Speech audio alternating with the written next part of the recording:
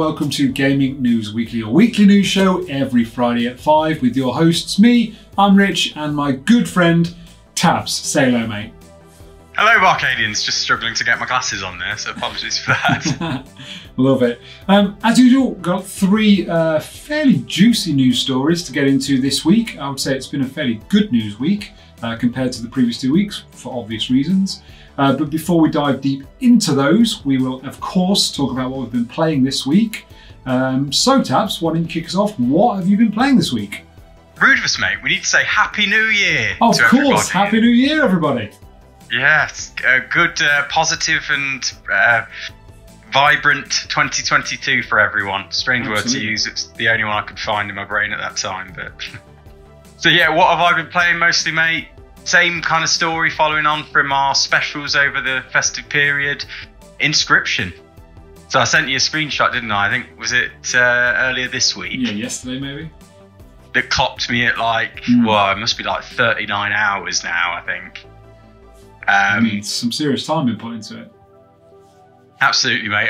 We've just had a quick chat, haven't we? That basically it's split into 3 acts. I've played that through. I've kind of completed the game. I wish I could share more about it, but I don't want to spoil anything for anybody. But essentially, there's a mod which turns the first act, which is my favourite, into like a cyclical sort of experience, if you like. So basically, it's just, yeah, you replay it over and over again, a bit like a survival mode almost. And you can kind of, if you keep beating it, then you unlock new kind of challenges, and then you can apply those challenges to your next round. And I'm like halfway up the list of challenges at the minute. It's really actually quite challenging, quite difficult. So yeah, just, it's a lovely way to fill your hours. Really kind of tickles your grey matter as well. There's a lot of kind of planning, strategizing. As it's a card game essentially, but with loads of character. So yeah, mate, that's me. But what about you? So yeah, I've been mainly playing Farming Simulator 19, starting to get really into that now. Started a farm from scratch, which is quite difficult seemingly, since money's hard to come by when you start from scratch, but seem to be building nicely now.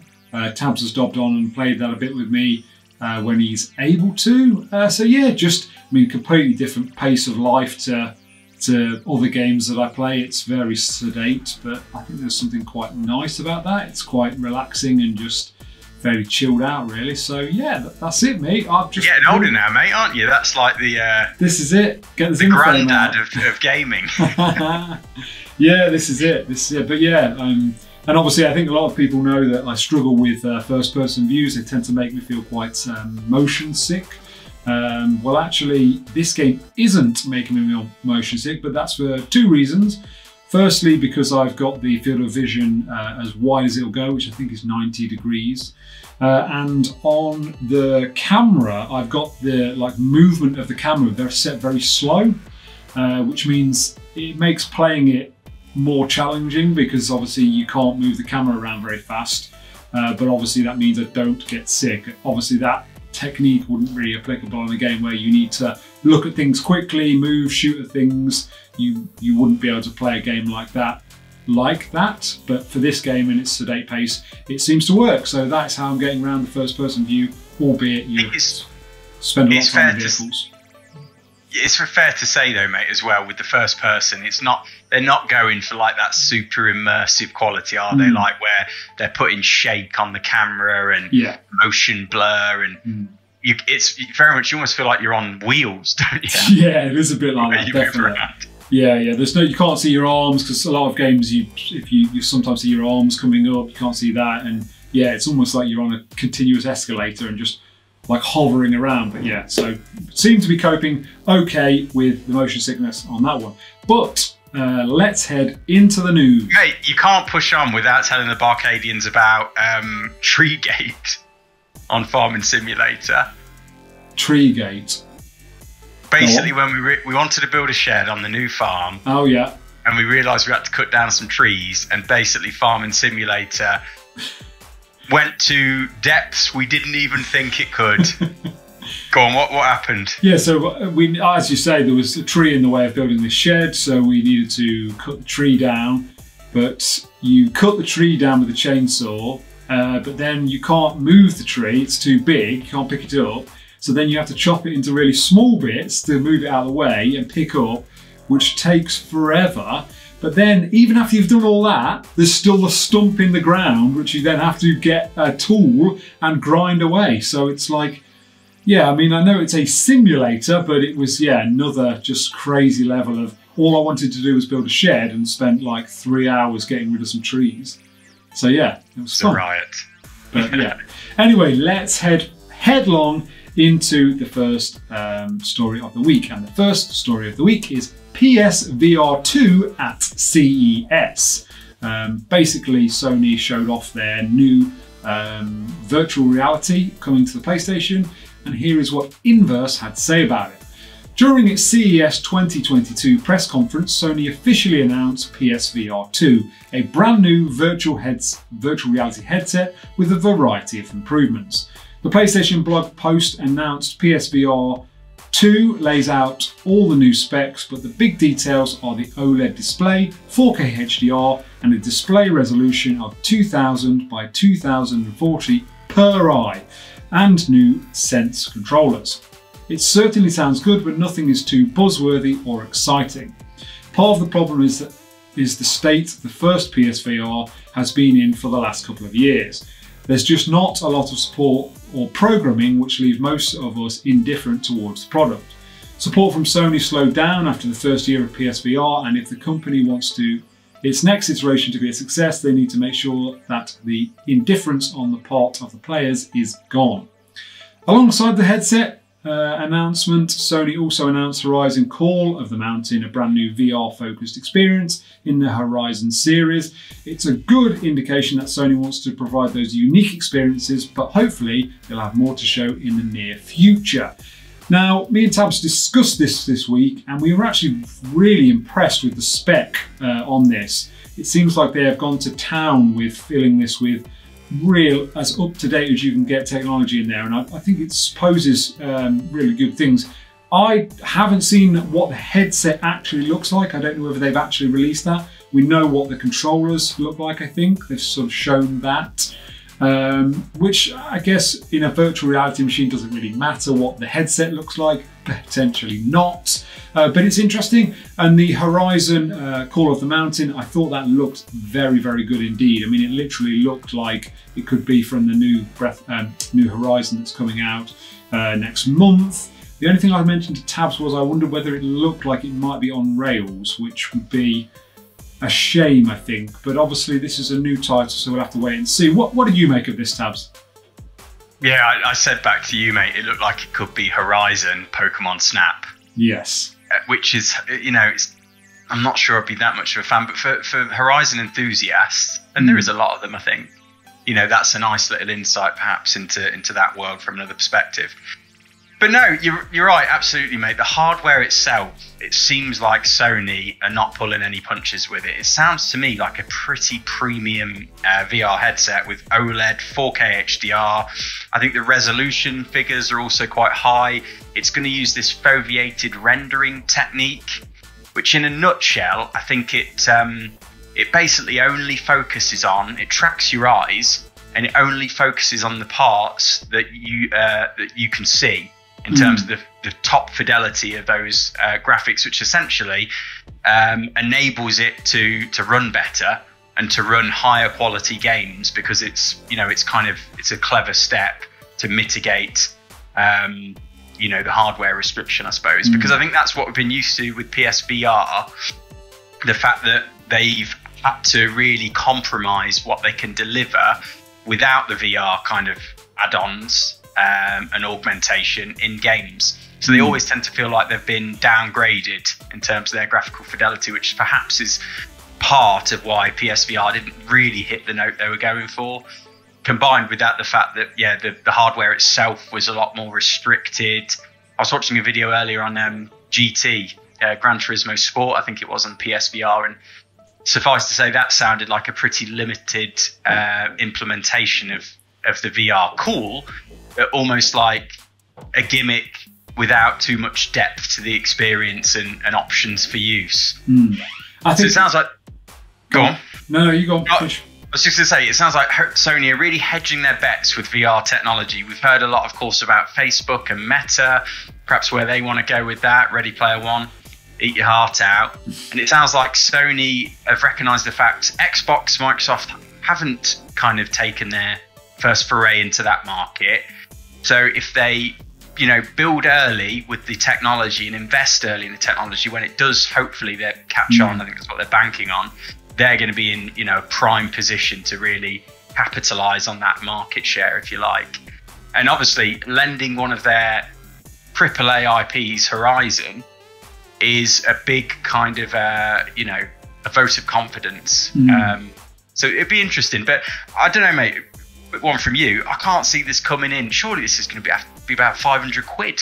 Yeah, I mean, as soon as I saw the tech specs, I was like, this is going to be dollar bill. I would think this is going to be really expensive. The only thing I will say about this whole product, and it's probably the problem with the original PSVR, like any hardware that's unique, whether it's a games console like a PlayStation or an Xbox or a Switch, whatever it might be, or any of these other gaming machines that we're seeing coming from like Steam Deck and all these other things, they rely on the uptake of software developers to create like things to go onto them, whether that be games or interactive, whatever it might be. Sony can't go alone on this. They can't be the only people developing for this. And I think unless more people get behind it and like, develop the games and experiences for it, it's going to fall in a similar vein, unfortunately, to the PSVR. And I think that's why we've seen such a grand spec launched here to try and entice developers, programmers, whatever, to come and build things for their system. So yeah, watch this space, I would say. I think they'd need to, mate, because again, they're going to need to demonstrate this in kind of shops on the high street, if you like. Because it sounds like you will be wowed by the experience with it based on those tech specs. And if they get some good games out, and if they can demonstrate that to people and really justify the price tag, which I'm guessing is going to be pretty big, maybe we will see an install base grow compared with the last generation PSVR. That's what they need. And then obviously we know that software tends to follow the install base because that means sales potentially. But if they don't get that, they're going to need to just fuel inject it, a bit like Microsoft have with Game Pass, subsidizing developers to get games on the platform. Absolutely. Which is a brave step for a smaller company comparatively, only versus Microsoft. So it's interesting. It's from a business point of view, it will be really interesting to see how it all plays out. Absolutely. But enough rabbit on that one. Shall we move on to the second topic? Let's do it. So we've got profits gone and forgotten? Question mark. So I was really struggling on that headline. So this article comes from Metro. This is all about essentially Days Gone selling a lot of copies, but seemingly being a bit blacklisted, black-marked by Sony. So anyway, this is what Metro said. An ex-Sony director has pointed out that Days Gone sold almost exactly the same as Ghost of Tsushima, and yet is still treated as a failure. Yesterday, Ghost of Tsushima developer Sucker Punch announced that the game has now sold over 8 million copies, far more than was ever expected for what many, including Sony, expected to be a relatively niche release. That's great news for Sucker Punch and ensures future sequels, but Days Gone co-director Jeff Ross has taken to Twitter to point out that Days Gone sold more in the same time period and yet was treated as a failure. According to Ross, Days Gone has sold over 8 million copies within a year and a half. Ghost of Tsushima was released in July 2020, and yet according to him, Sony management always made us feel like it was a big disappointment. There was considerable controversy last year when it became clear that there wasn't going to be a sequel to Days Gone when fans attempted to change Sony's decision by organising a petition. That doesn't appear to have worked though, and despite a PC version on Steam, which has again garnered more sales, developer Sony Bend are now believed to be working on a new project and IP. Although Sony has never said anything officially, it's believed that their disappointment with Days Gone was primarily with its reviews, which were generally lower than most other Sony first-party games. So yeah, I thought this was an interesting one just to put in. You know, it's clearly got a little bit political, hasn't it, between Sony and this studio. Although ultimately, I kind of think it does reflect well on Sony. because kind of what it says is they've not just looked at the quantitative data, they've also looked at the qualitative data. If that's the right word, I might be pronouncing it wrong, but you know what I mean, in terms of the reviews. So the fact that, you know, just because it sold well they didn't think it reviewed that well and perhaps played that well when you compare it to Ghost of Tsushima, and didn't offer as good of an experience to gamers. And it's like, well, actually, they're taking a three-dimensional view on that then, if they have kind of perceived Days Gone as a failure. Now, don't get me wrong, I don't want to knock the game. I've not played it, and I know it has its fans. So I don't want to, if you are one of those fans, apologies. But I'm just trying to look at it from all perspectives, and it feels like Sony are actually, you know, they've not just condemned it for the sake of it, but perhaps there's more criteria involved than just how much has it sold, which is surprising this day and age. Any thoughts, mate? Well, there's two things really. I'm not so sure that Sony thought Ghost of Tsushima was going to be a niche product. Bearing in mind it had cinema advertisements, main TV, they spent a shed load of money on advertising it. And obviously it got reviewed really well, you know, and it's a brilliant game. So I don't know why Sony would have thought it would be a niche product. I find that hard to believe, given the marketing that they put to it. Why would they spend so much if they didn't think it was going to sell that well? So I think that's a bit of a strange take from this chap. But I think that the thing is, nowadays, and we're the same, we always look at reviews. If a game is reviewed poorly, we won't get it. That's one of the reasons we didn't get this, because there was a lot of negativity in the reviews. Neither of us has played it, and to that end, we have quite a lot of friends that are gamers, and I don't know anyone that's played it.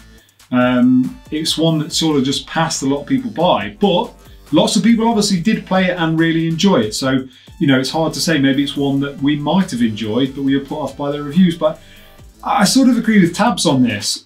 I think it's good that they're looking at the quality of games, you know, whether it's sold well or not. How long are people playing games? How many people are getting like trophies that are harder to get? That gives you an idea of how long people are spending playing games, and thus how good those games are. And so I think they'll be looking at lots of things like that and making sort of marketing and what they move forward with on those basis. And obviously they've decided that Days Gone, although it might have been a commercial success, from a creative and, you know, artistic point of view, it maybe didn't quite hit the nail on the head, and maybe they've decided that, you know, the time spent on another IP rather than, you know, another crack at that. So yeah, interesting. Two sides to the coin, of course. Yeah, and don't get me wrong, I feel like if I was in his shoes, I'd probably feel the same. Like, they've just come out, they're celebrating a game for selling 8 million copies, and he's thinking, well, we did that in the same time. We didn't get the go-ahead on a sequel that I really wanted to make and kind of make good on the bits of the first game we didn't quite nail.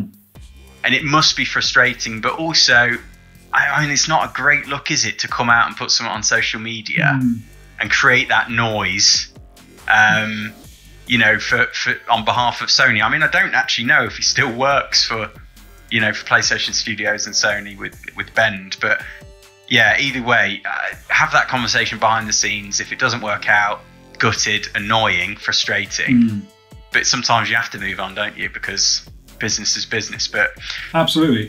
Anyway, and speaking of moving on, let's move on to the final topic of the day. So the heading reads, that's code that I'm banging on too much, BArcadians, and Rich has dinner to make.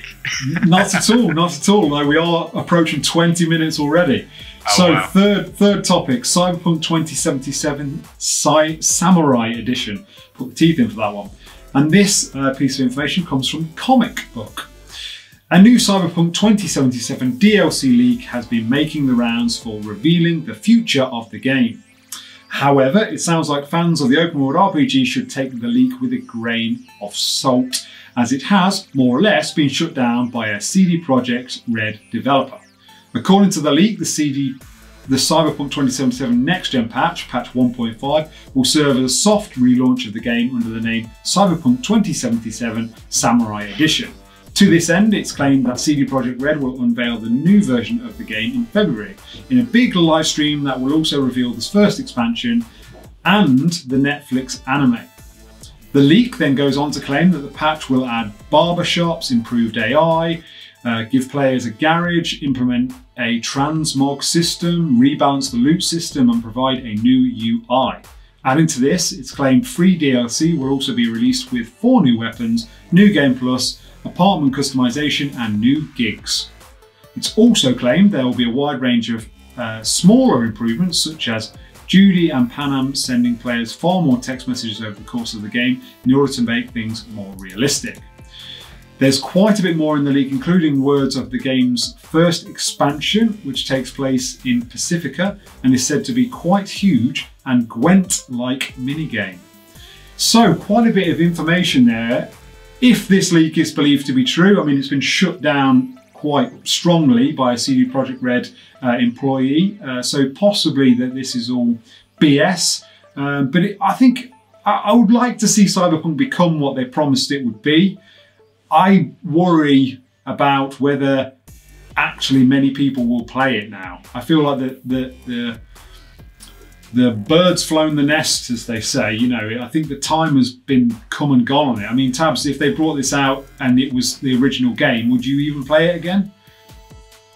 Mate, if all this is true, I'll be tempted to. This is like a dream come true to somebody who, like me, was disappointed with what we got. And it reads comprehensive.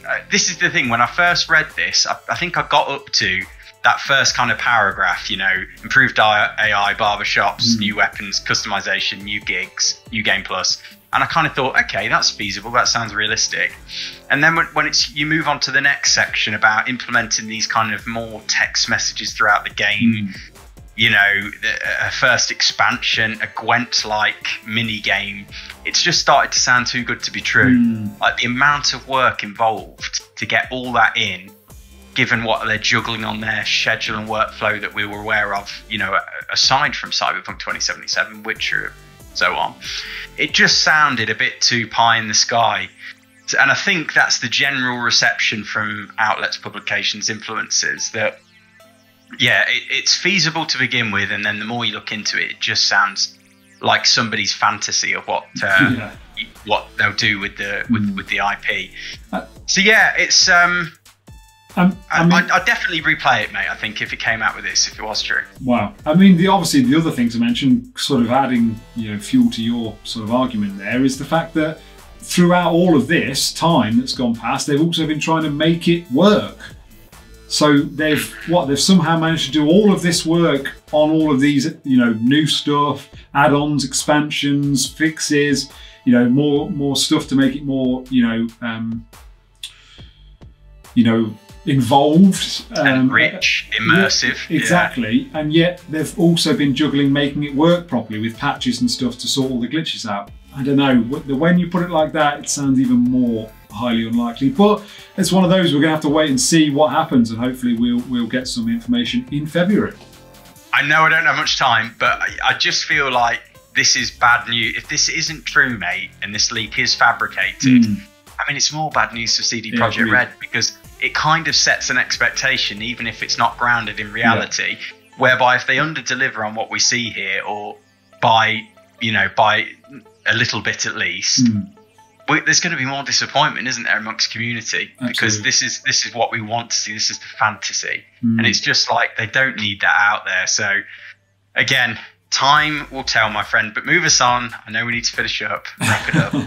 Yeah, so we've got everything else to come. So I will blast us into everything else. So first up, Kojima Productions seems to be working on two brand new games, according to Hideo Kojima himself. One which he states as being a big game, and potentially one's a smaller but new IP. So we wait to see what that is. Yeah, who knows? Exciting. The Last of Us remake could reportedly launch later this year. I know that Naughty Dog have come out and said they're so excited to share multiple projects they're working on. So, and I'm sure, mate, it was mentioned that Part 3 might be in the works. Yeah, was the comment like it could be Part 3 or it could be a new IP altogether? New IP. Yeah, exactly. So that's interesting. We wait to see what that is. Steam sets yet another all-new concurrent user record of 27.9 million. Impressive stuff. I'll have been one of those on Inscription, mate. Yeah, and me. Elden Ring looks incredible, says George R.R. Martin. Praise indeed. Look forward to that. He's pleased with that. Maybe not the last season of Game of Thrones, but pleased with that. GoldenEye 007 Xbox achievements have appeared online, potentially opening the way for a remake or a release of some sort of the original GoldenEye on Xbox. Speculation, it could be on Switch as well, if they've worked out some sort of an agreement there. That would be really cool. And then finally, God of War Ragnarok's release date may have been listed in Sony's PSN database. And did you say, Rich, the release date is later this year, September? 30th of September, that's the stated launch. Apparently, with this leak, I mean, I would say with a pinch of salt, take this. The only thing I will say is that date is in the window that I would expect it to come out and is a Friday. So, interesting. It could just be pie in the sky, but we'll wait and see on that one. There's so much going on, mate. Like in a month or so's time, we're going to have Horizon Forbidden West, and there's something else out as well. I've forgotten. Yeah, Elden Ring's not too far behind that, isn't it? Yeah. Yeah. So yeah, it's crazy. There's going to have to be some serious brownie points won for all this gaming time I'm going to want to put in. So we'll plan that in. But yeah, that's it for this week on the news. We hope you've enjoyed it. Lots to get through, and I think it's going to be a very exciting year, so stay tuned on the channel. If you're new here and you'd like to become a BArcadian, subscribe to the channel and join us. We'd love to have you on board. And if you wouldn't mind giving us a like, that would be really great, because it really does help feed into the algorithms. But I think that's all we've got time for today. Another one for the archive. Stamped and completed.